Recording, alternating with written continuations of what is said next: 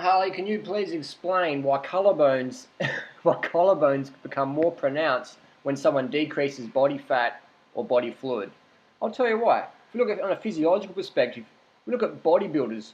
Bodybuilders have low body fat levels and they take diuretics before competitions to lower their body fluid levels to appear more lean, more cut. And a lot of bodybuilders take skin thinning agents, so the skin's thinner, and that appears to be more vascular and more lean and it's good for the competition standards. Not good for your health, but we're not talking about that. So when you concede the collarbone more, it means there's less fat, there's less fluid. Because there's no muscle, the deltoid doesn't cover the collarbone, the pecs never cover the collarbone, the trapezius never cover the collarbone, the rhomboids of the neck, they don't cover this collarbone area. That's why you can see the collarbone on marathoners with low body fat levels to 250-pound bodybuilders with low body fat levels. You can see the collarbone. The people you can't see a collarbone on are people who have excess fat and or excess fluid. They're holding on to these things. So a lot of time when people drop fat or fluid, they're sincere but sincerely wrong. Grandparents or parents or friends or themselves might say, oh, I'm losing muscle. It's like, no, you're losing fat, you're losing fluid, and you might be shocked at how under-muscled you are, and that's driving your mindset there. Or your friends wouldn't have a clue about human physiology, so you're starting to listen to them. I'll tell you what, listen to your athletic friends who have an understanding of human physiology and look at people in top athletic sports. That's how the human body's going to run if you do a lot of cardio or if you do a lot of weightlifting, things like that. You get bigger if you do weights. If you pick up heavy objects, the muscle gets bigger. If you do a lot of cardio, the body gets lighter, gets leaner, the bones get stronger, things like that.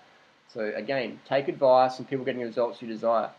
And recently a friend said, I've got a friend who started eating some fish and they started packing on the muscle. And I said, oh, tell me more. And they're like, oh, they started adding 1 ounce of fish a few times a week and they just started putting on lots of weight. And I'm like, well, they're obviously eating more than 1 ounce of fish per week because 1 ounce of fish is roughly 30 calories.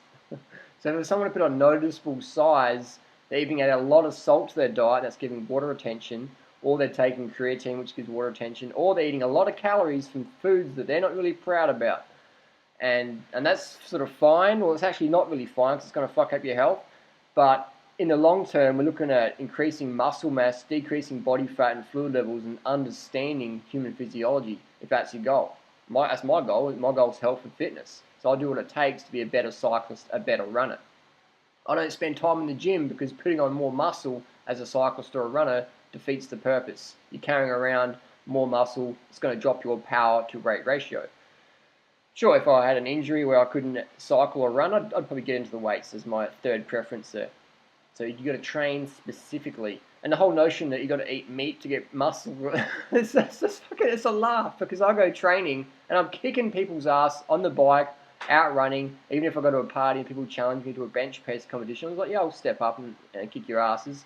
It's incredible because you'd think that all the animals that get consumed in society, that I'd be walking along the sidewalk and just be bumping shoulders with like bodybuilders, like grandma bodybuilders and grandpa bodybuilders who've been eating animal products every meal, every day, literally, of their life. You think they'd be like walking hulks down the street, that people in bodybuilding scenes who are eating 10 steaks a day wouldn't need to take a protein powder on top of that, or B12 supplements on top of that, or testosterone on top of that, or steroids on top of that, or creatine on top of that, or carnitine on top of that, or these primal blueprint paleo solution, whatever, fad diet, protein powder supplements on top of their animal-based diet. You wouldn't think they'd have to do that if eating meat was meant to give us so much muscle, which it doesn't.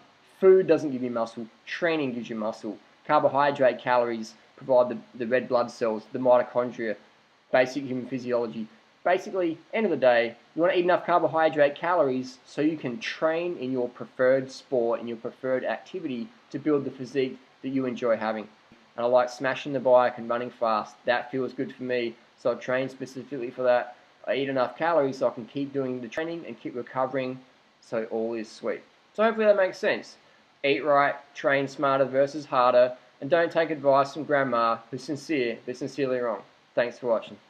6, 5, 4, 3, 2, 1. Here we go, the start of the 2011 Kona Dirty Weekend. And the 250 riders taking on the course for the night plus 24 hour. So Robert Cheek's book is a great book for people who don't want to focus on cardio, they want to focus on muscle and strength gains. Check out Robert's book at veganbodybuilding.com.